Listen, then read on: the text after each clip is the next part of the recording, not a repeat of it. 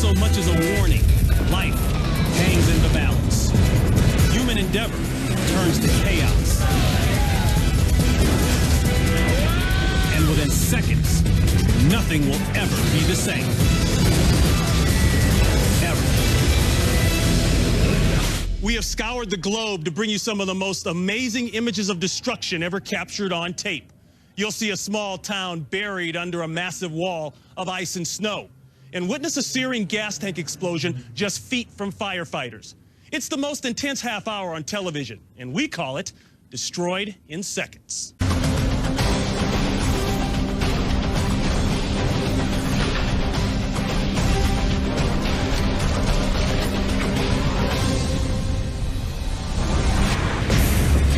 Take 400 gallons of gasoline, heat it to 4,000 degrees, and you've got a recipe for disaster.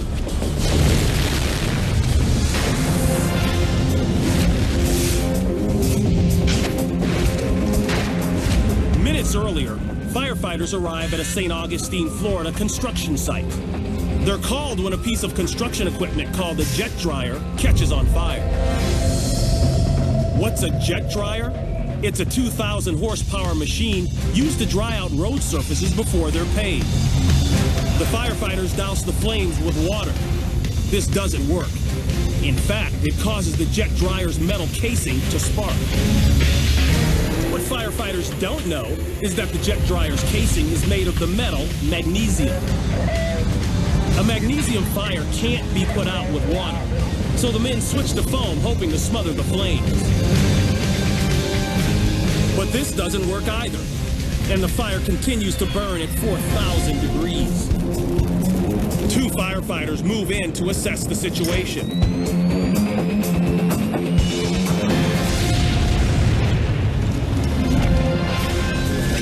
The dryer's fuel tank ruptures, sending a fireball directly at the two firefighters. Flames shoot 40 feet into the air. The heat is felt 100 yards away.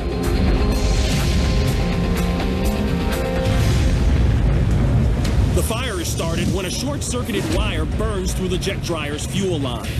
As the fuel leaks out of the tank, it's replaced by air. The heat of the flames causes the air to pressurize and expand. Finally, the tank erupts, dousing the flames with 400 gallons of gasoline. Despite the heat and the force of the explosion, the two firefighters walk away uninjured. A tactic firefighters first learn is to find cover whenever possible while fighting fires.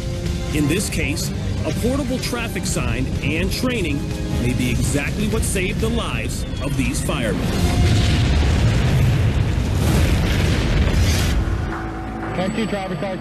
Buffalo Grove, Illinois. A police officer pulls over a 70-year-old man for speeding. You were doing 23 miles over the speed limit. No. You have a conviction on your record. No. I don't agree with that. I don't care if you're here or there. You can go to court. The driver denies he was speeding. No. We're going to that. The officer issues a ticket and cautions the driver. Conversation's over. Okay. Okay, have a better day. Be careful pulling out. Okay? The officer then gets back inside his patrol car. The driver waits for a car to pass and is about to pull out.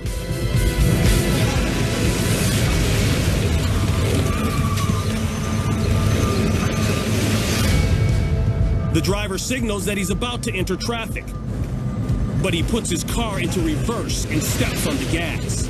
The 3,200-pound sedan ends up on the patrol car's hood, smashing the windshield. Turn your car off! Turn the car off! Neither the driver nor the officer are injured. The driver claims he shifted into reverse by mistake. Police did not file additional charges over the accident.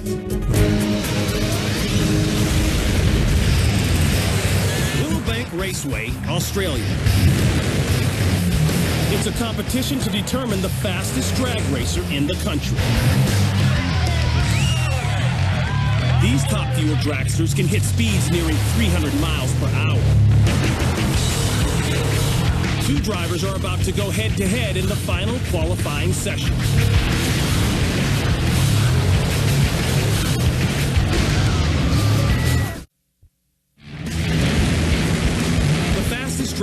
drivers in Australia compete at Willowbank Raceway. Just as the final race begins, one of the $300,000 dragsters snaps in two and bursts into flames.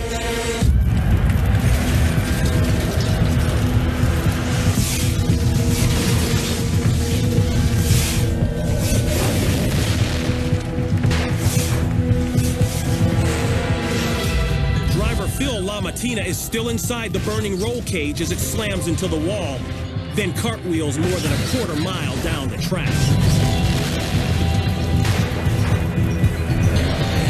The front end seems to simply break away as the dragster hits 300 miles an hour. The reason? An aging chassis that finally cracks under the high-speed pressure.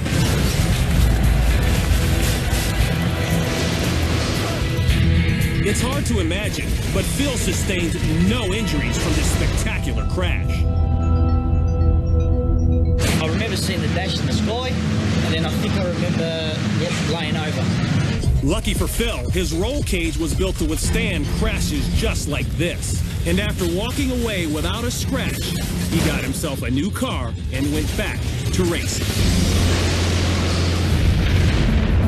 For years, Northern Ireland's Harland & Wolff Company was one of the biggest shipbuilders in the world. In 1912, it was the birthplace of the infamous Titanic. Then, in 1974, it became home to a Belfast landmark, a 350-foot gantry crane nicknamed Samson. Samson is an integral part of the Harland & Wolff shipyard. It can lift nearly 900 tons and will destroy anything that gets in its way.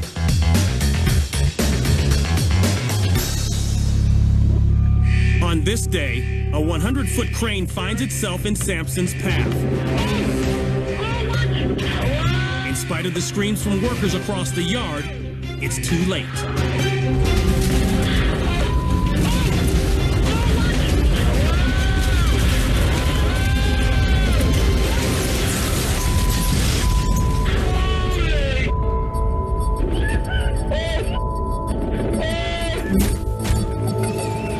As Samson begins to move across the yard, the warning horns sound. However, the operator controlling Samson is unaware that the boom of the smaller crane is sticking out directly in Samson's path. The boom is clipped by one of Samson's legs. A few seconds later, the toppled crane is a heap of twisted metal.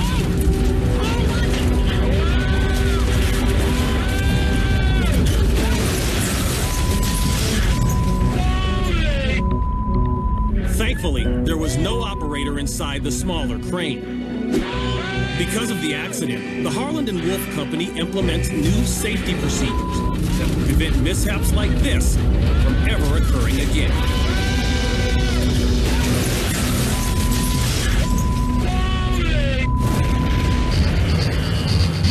It's rush hour inside of a traffic tunnel 186 miles outside of Seoul, South Korea.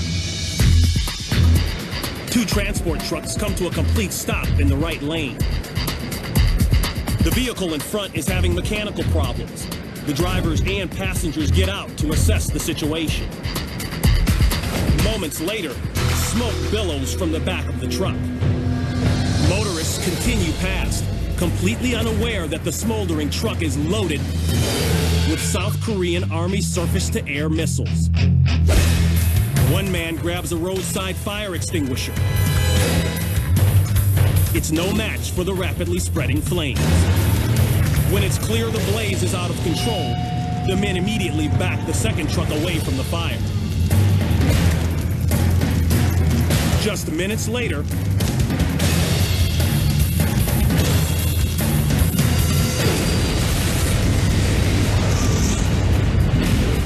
black smoke pours from the tunnel. Motorists abandon their cars and stumble out, gasping for air.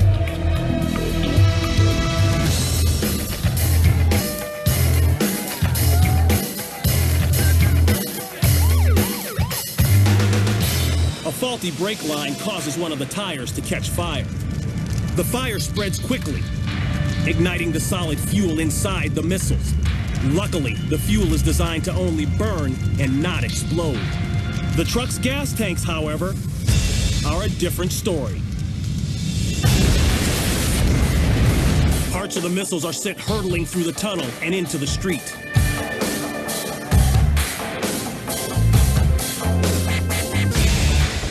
This is all that remains of the truck that held the missiles.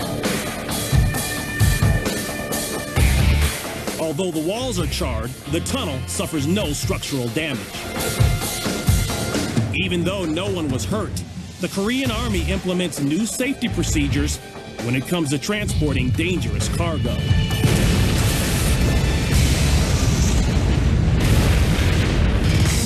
If you don't ride a Harley-Davidson Sportster class bike, then you can't compete in the Harley-Davidson Sportster Performance Series race in Hagerstown, Maryland. And they go handlebar to handlebar, wheel to wheel, engine to engine. I mean, you can almost tie them together. They're so close. Fighting for first place, pro racer Jake Johnson comes out of the turn in a high-speed wobble. Change your game now. Other racers manage to avoid him and his bike, Rider down on the speedway. but racer Brian Smith isn't so lucky. It came apart. Rider hit big.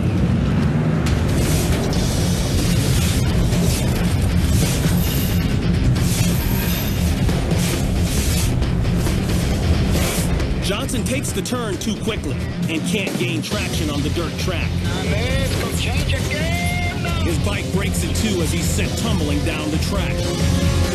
Seconds later, Smith clips Johnson's bike. Smith flies 25 feet through the air. His bike breaks apart. Rider hit big. Other bike on the speedway down on the track. Smith lies unconscious. Johnson crashes at around 70 miles per hour. Smith is traveling at approximately 60 miles per hour when he goes down. Amazingly, if Smith's bike hadn't broken up, another racer may have become the third casualty.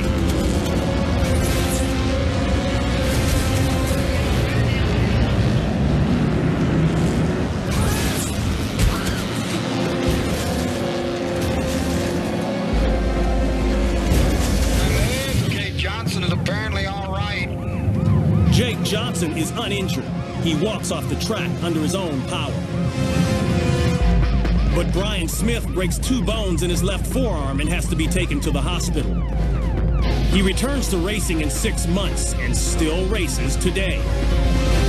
Both drivers are fortunate.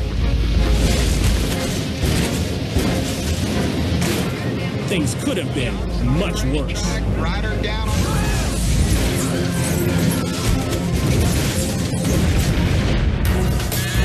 July 29th, 1967, the Gulf of Tonkin near the coast of Vietnam. Planes from the aircraft carrier USS Forrestal carry out strategic bombing runs during the Vietnam conflict. On the flight deck, sailors refuel fighters, load bombs, and inspect planes in preparation for more bombing missions. Then, just before takeoff, something goes seriously wrong.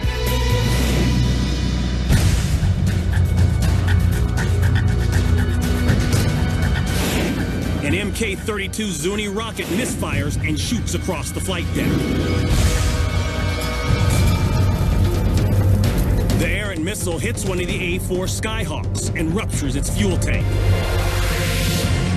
The unarmed rocket doesn't explode, but sparks from the impact ignite the jet fuel.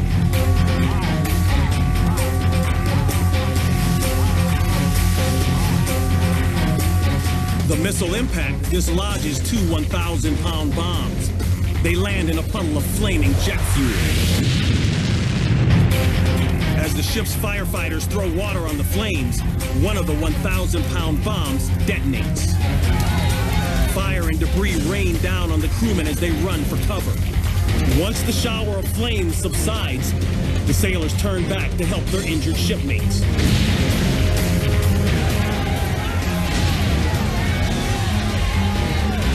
The danger continues as the heat from the fire causes more bombs to detonate.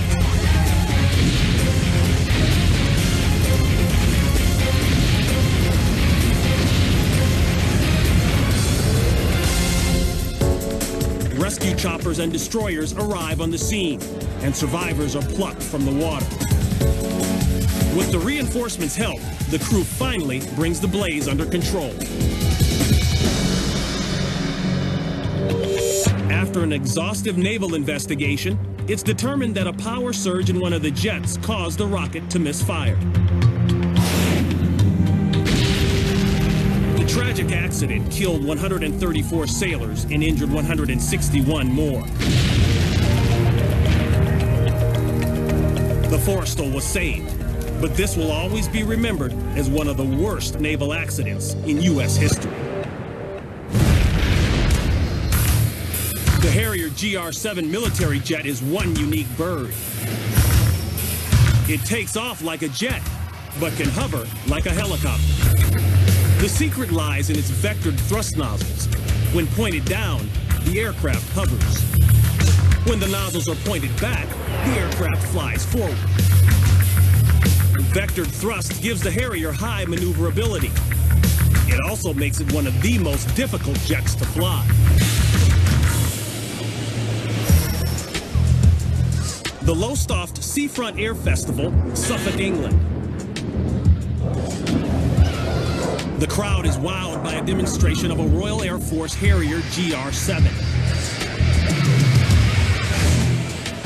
The pilot brings the jet to a hover. Then something goes wrong.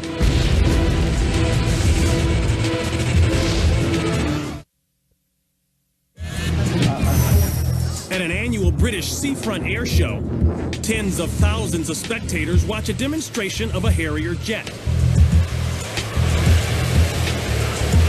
The Harrier experiences engine trouble and plummets more than 50 feet into the water.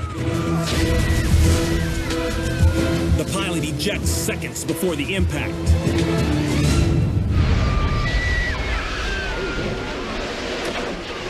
The cause of the accident? Pilot error. The pilot mistakenly operates the throttle and the vectored nozzle direction lever at the same time. That causes the plane to lose all lift and plummet into the sea. The 10-ton jet sinks rapidly. The pilot is picked up by a rescue boat.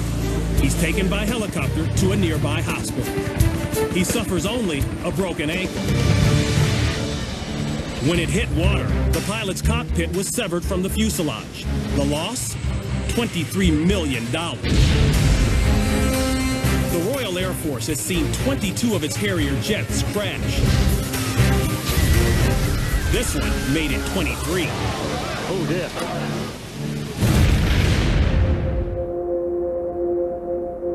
The village of Oda, Norway is one of the most picturesque places on Earth. But it's also one of the most active regions in the world for avalanches.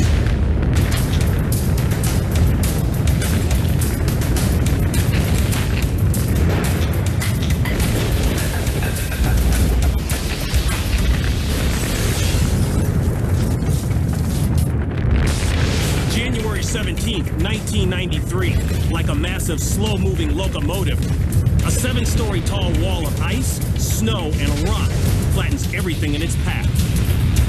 From 100-foot trees that have stood for centuries to houses that have stood for decades. A man videotaping from across the lake can only watch as the churning giant takes dead aim at 2 occupied houses. The first home topples like a dollhouse. The 3 people inside are caught completely by surprise.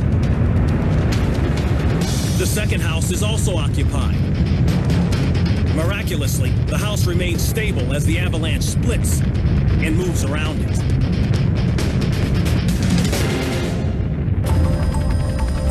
When rescuers arrive, they're stunned by the destruction. But the main concern is for those trapped in their homes. Of the 3 people inside the first home hit, 2 survive when they escape into the basement, but a 3rd is killed. All 3 people in the second house survive when they take cover in a concrete laundry room. A blizzard, followed by a sudden warming trend, produced perfect conditions for an avalanche of this magnitude. As a result of the tragedy, new plans are put in place to evacuate residents sooner when there's the threat of an avalanche.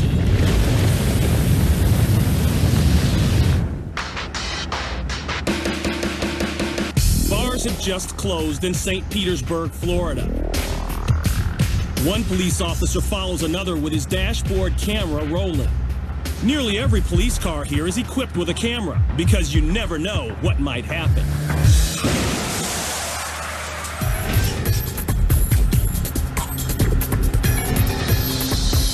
The officer has the green light as he approaches the intersection. When a Mercedes on a side street runs the red, there's no time to react.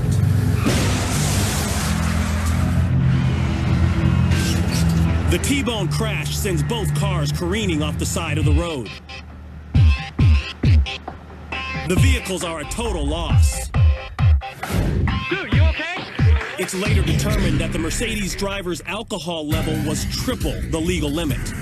Despite the severity of the crash, It blew the light. He must have been going about 70. I got it on video. both drivers survived with just cuts and bruises. But the driver of the Mercedes is booked for causing injury while driving under the influence and failure to stop at a red light.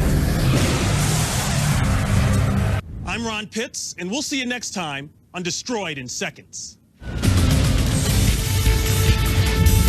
别走开！墨菲定律表示，会出错的事一定出错。目睹更多的灾难事件，就在毁灭瞬间。接着继续播出。